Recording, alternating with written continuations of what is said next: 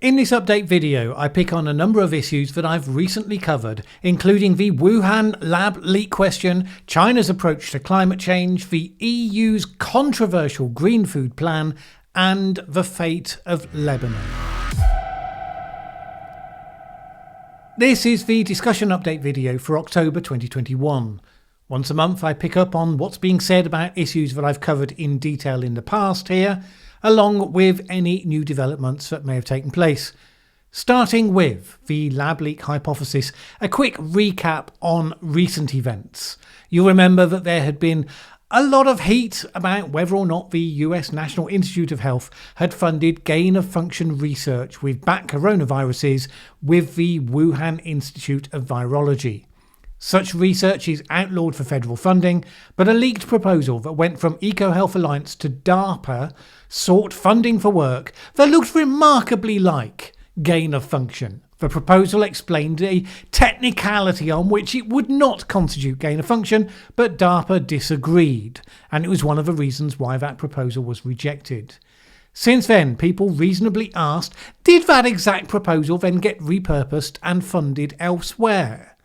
Senator Rand Paul had harried Dr. Fauci in past sessions of Congress, demanding to know if the NIH had funded gain-of-function research of the Wuhan Institute, and Fauci told him that definitely, unambiguously, it had not. By qualified staff up and down the chain as not being gain of function. So let me finish. You take an animal virus and you increase its transmissibility to humans. Right. You're saying that's not gain of function? Yeah, that is correct. And Senator Paul, you do not know what you are talking about. It all got rather heated. Well, last week the NIH sent a letter to members of the House Committee on Energy and Commerce that admitted two things. One was that EcoHealth Alliance did indeed enhance a bat coronavirus to become potentially more infectious to humans at the Wuhan Institute. This was described as an unexpected result. Oops, how did that happen? Sort of stuff. Secondly, that EcoHealth Alliance violated the terms of its grant conditions, which insisted that it had to report if its research increased the viral growth of a pathogen by tenfold. Instead, it sent a report in August 2 years later than it should have done. 2 years which, have seen a pandemic. As you can imagine, that has added some heat to the argument. The NIH insists that Dr. Fauci was entirely truthful in his statements to Congress and that he didn't have that progress report when he testified. EcoHealth Alliance seems to contradict that, since it said in a statement, these data were reported as soon as we were made aware in our Year 4 report in April 2018. In any case, if you're going to make the sort of definitive statements that Fauci was making about definitely no gain of function, how dare you even suggest it, then you would expect some close scrutiny would have underpinned those statements, not a position of, well, we didn't ask and they didn't tell. Doesn't strike me as a good enough excuse. Unsurprisingly, Senator Rand Paul has called for Fauci to be fired as a result of a revelation. He wasn't exactly calling for him to be given a pay rise before, let's face it. And just in case that's not enough to get the people on side, he added to his call this week by highlighting that Fauci was also being mean to beagles, allegedly. #Beaglegate. Now, this doesn't mean that the NIH-funded work carried out by EcoHealth Alliance resulted in SARS-CoV-2. The virus in question that was manipulated in this way had sizable genetic differences that would have made it impossible for it to be the starting base for what we're now dealing with. It's notable that when Fauci was pushed on the matter in an interview with George Stephanopoulos, he quickly deflected the question from funding gain of function to whether or not it could have created SARS-CoV-2. And he said this, there's all of this concern about what's gain of function or what's not, with the implication that that research led to SARS-CoV-2 and COVID-19, which, George, unequivocally, anybody that knows anything about viral biology and phylogeny of viruses knows that it is molecularly impossible for those viruses that were worked on to turn into SARS-CoV-2 because they were distant enough molecularly that no matter what you did to them, they could never ever become SARS-CoV-2. All of that is probably true, but one thing at a time. Fauci had said unequivocally that NIH was not funding gain-of-function research But this shows that that statement, on its face, regardless of any link to SARS-CoV-2, was not strictly the case. Yes, you can easily say that this wasn't SARS-CoV-2. It isn't the only question. This NIH letter comes after Congress has been demanding more information for months. It does suggest that the authorities have been evasive at best about risky research. Whether they're right or not about the gap between this and SARS-CoV-2, they have given the appearance of prioritising covering their back. Now, it's not surprising, but it's not what we should expect of a public agency.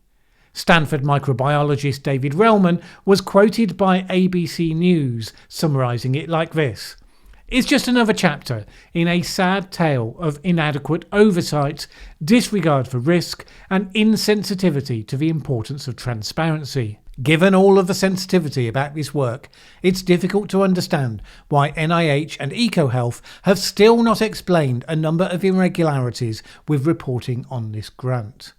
And what about SARS-CoV-2? Given how everyone's covering their back, I don't find it reassuring that what they are reporting is work carried out on something that could not have been the ancestor of SARS-CoV-2. They were previously saying this sort of work wasn't happening at all. Now we find that exactly the sort of work that could have produced SARS-CoV-2 was being carried out in the city where SARS-CoV-2 emerged. We also know that the Wuhan Institute removed its virus database in the middle of the night, right at the beginning as the pandemic was first beginning. It is not an unreasonable question to ask whether the same process that happened, oops, by accident here, didn't happen, oopsie, how clumsy, to undisclosed other virus that was indeed the ancestor of SARS-CoV-2. The answer that says, "How dare you say such a thing, that's positively anti-science," I don't think that will do anymore. The Wuhan Institute and the Chinese Communist Party have covered up. EcoHealth Alliance has covered up. The NIH has covered up. If there's nothing to see here, you've all done a pretty crappy job of making that known and understood. I don't imagine we've heard the last of this. Now, while we're touching on China, let's pivot to China's attitude to climate change, which is all very relevant this week as we're bearing down on the COP26 conference at which Chinese Premier Xi Jinping won't be in attendance. The website Carbon Brief did a really interesting analysis this week where it interviewed a range of China experts about how the emergent superpower's attitude has changed over time in relation to climate change, what had driven those changes. Because while the critics of action on climate will point to the new coal-fired power stations, nevertheless it has committed to emissions peaking by 2030 and reaching net zero carbon by 2060. And that in itself is a big shift, because only a little more than a decade ago it was simply opposing emissions reductions, saying that the rich nations had to act first. Maybe then it would be China's turn when they'd done it.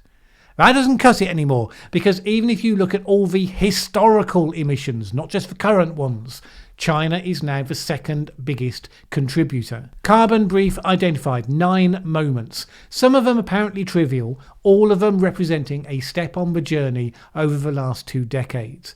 It's a long and interesting read. I give a link to it in the video description. But it concludes with 3 overall takeaways on why China changed, which I thought would be worth sharing here. The first is that Xi Jinping has himself made it part of his mindset. This is something that is top-down, being driven by the Chinese leadership. Not to be underestimated when the wise thoughts of the leader are taught in every school and turned into targets for just about everyone else. Second, the economic conditions are ripe. After 2012, China's rapid economic growth slowed down and it entered what's described as the new normal, moving from extensive development to escape poverty to high quality development and becoming a high income country. It's that threshold where you've built a middle class that then starts to demand environmental improvements and other things that affect their quality of life. All of their expectations start to go up. Per capita GDP exceeded $10,000 for the first time in 2019. Also, the country's renewable energy sector was establishing a global competitive advantage. I mean, just ask someone where the majority of the UK's wind turbines are being built. China's installed renewable energy capacity was fully 1/3 of the world's total by 2020. The world's programme of emissions reductions is seen as offering rich opportunities for China's economic development. And third, there's the mixed question of international pressure. Climate remains one of a few areas where the US, China and Europe can come together. On the one hand, China wants to see that it's following its own path because it needs to do that on climate because it chooses to, not in response purely to the demand of others. Zhao Ji, deputy director of official Chinese think tank the NCSC, said that China is under pressure from the US and Europe to increase its targets, but it would generally resist such pressure, which you could see. And he said this: "It is useless for the US to increase pressure on China. If China thinks it is in line with its own targets, China would do it no matter what, regardless of whether or not the US brings it up." And officials are fond of quoting Xi Jinping, who said, "Addressing climate change is not what others ask us to. We are doing so on our own initiative." But no nation is wholly immune from international pressure, and the Chinese premier has admitted as much. In 2016, he said this: "Neither international nor domestic conditions will support China's development if we follow the same kind of extensive development path as in the past." None of that means China faces any easier a set of trade-offs and difficulties in transition than any other country. Some of the responsibility for the recent electricity rationing and blackouts has been placed at the impacts of top-down instructions to reduce emissions. National energy security has consequently gone back up the priority list, as you would think it probably has for quite a lot of other countries in these times. Or you would hope, anyway. Maybe less so in Europe. I say that because, according to some commentators, ideology seems firmly in control, at least of some aspects of the agenda. I covered a little while ago the head-scratchingly bizarre green food plan for the EU that aims to increase organic agriculture to be 25% of all farmland on the continent. Why is that bizarre? Predominantly because right now it's 8%, and the reduced yield you get from that massive increase of organic agriculture means that per unit of produce emissions will be higher, not lower. Higher because the land's being used less efficiently, higher because the EU will end up importing more food to fill in the gap, decreasing food productivity when the world needs it to be high, pulling those imports from countries that are farming in the exact way that it now disapproves of. When I covered that in my previous deep dive video, part of me rather expected that wiser heads would eventually prevail and the proposals would be amended. Well, then we had this uncritical puff piece from Politico. EU's Green Food Plan survives lobby push in MEPs' votes. Subheading: European Parliament vote sets EU on track to friendlier farming and healthier food. And of course, it was only the dreadful agri-business groups who were trying to, quote, water down its greenest elements. As though no reasonable person might ever have thought that all of those reduced yields might be a problem. Thomas Waits, a Green Party politician from Austria, tweeted this: "We defeated all attempts from the agribusiness lobby of watering the text down. This is a huge step for small-scale farming and sustainable agriculture."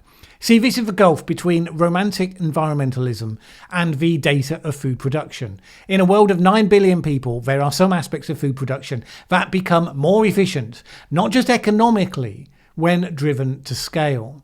You have to manage the downsides, of course, which are real, but the answer isn't to romanticise old-fashioned small-scale farming, regardless of what the data actually suggests.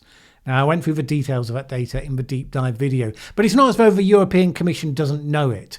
Its own joint research centre produced a study that said that the plan would result in serious yield declines across all agricultural sectors, as well as increased prices for consumers. It was also based on the assumption that Europeans would have to change their dietary habits. Well, good luck with that. An impact assessment by Wageningen Agricultural University showed that farm to fork would reduce yields by up to 30%, with an average between 10 and 20%. This would particularly hit exports of food products such as wine, tomatoes, olive oil, apple products. David Zarek of Odyssey University College wrote this on his Riskmonger blog. I interact with many EU farmers, and I fear they are losing their will to fight. It was evident with the EU neonicotinoid ban that a large number of farmers simply removed oilseed rape from their crop rotations and almost abandoned sugar beets until most countries got a derogation. The vocabulary and naive assumptions in the Commission's recent consultations on a toxic-free Europe and the pesticide/farm-to-fork survey have been scientific embarrassments. Farm to Fork and the entire Green Deal exercise demonstrates a complete demise of evidence-based policy, stakeholder engagement, and good governance. The one saving grace might be that the target for 25% of land to become organically farmed has not been made into a legally binding target. Because good people who want to do the best they can will often find a way around stupid systems if they have the freedom to do so. We shall see.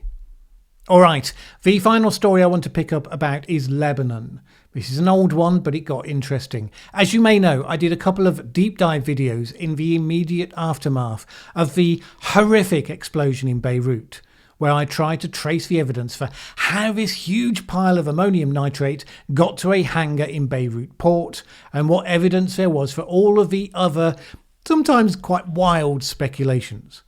And I came to the conclusion that the most likely explanation was that Hezbollah had organised the shipment, had control of the part of the port where it was stored, was taking advantage of its proximity to the water and relative distance from the roads where you could see what was going on, to be able to ship it out as and when they needed it for their activities.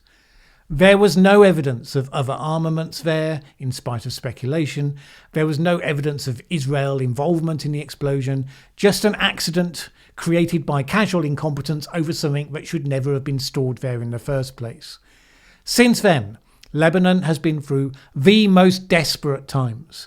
Whatever power problems you think your country's been having, it has seen its entire national grid shut down for an extended period, and when it's on, people are getting a couple of hours of electricity at best. And the frustration for everyone was that the same corrupt politicians whose mismanagement has broken the country remained basically in charge. You know, a couple of symbolic resignations, but the same people really, the same venality is in evidence. The country's broken. Its currency worthless, people's life savings have turned to dust, the streets are full of rubbish, the waterways full of sewage. Nothing works because everyone in charge was looking out for themselves, failing to do any kind of public service. The UN estimates that 82% of Lebanese citizens now live below the poverty line. 82%! Anyway, what's new? There was a firefight in Beirut last week. Beirut has seen many protests, but this one was organised by Hezbollah, calling for the dismissal of the judge in charge of investigating the explosion, one Tarek Bitar. Why would Hezbollah be so opposed to this judge? You'd have to think it's because he actually might be interested in holding them to account, at last. What's rattled them is that he's been prepared to interview former members of the government, crossing a previously imagined line that protects the political elite. And unsurprisingly, the investigation has been gaining popular support. Indeed, the more it rattles the elite, the more it's likely to do so. Probably even more so since the recent leaked Pandora Papers, which showed that Lebanon's new Prime Minister Najib Mikati and the central bank governor Riyad Salama are amongst the leading figures to have stashed millions of dollars in offshore tax havens. When I visited Beirut, courtesy of CSR Lebanon, Riyad Salama was always one of the leading speakers at their conferences. And he was interviewed for a video project that I was doing for them, and he offered lots of fine words. I would be happy to offer him some choice ones of my own if I ever got the opportunity. Judge Bitek is heavily exposed, as you can imagine. An incorruptible judge in a deeply corrupt state. brings with it a relatively short life expectancy. When I was in Beirut the first time, my host pointed out to me the spot where the former Prime Minister had been blown up in an assassination back in 2005. If you want to see the face of true courage, look at the people who stand up for what's right in the face of those sorts of odds. How this goes is completely up in the air. Lebanon is a broken country. Hezbollah has been trying to represent itself as the answer to the problem, as the route to funding from Iran, symbolised last month by a performative procession of fuel tankers that entered with brief respite for fuel shortages. The West, and President Macron has been one of the higher profile figures here, has shown willing to bail out the country, providing there is some degree of political reform. They support the inquiry. And if my presumption of who was really responsible for the Beirut explosion turns out to be correct, that is the nightmare scenario for Hezbollah. While that's all playing out, there seems little relief for the Lebanese people, who, based on my meetings with many and various of them over recent years, really deserve so much better than what they've gotten. That's it for the update video for October. If you want to have a look at the deep dive video into the EU's organic policy madness, you can watch that here. And if you wanted to go through the previous update video on the Wuhan lab leak, that's this one here.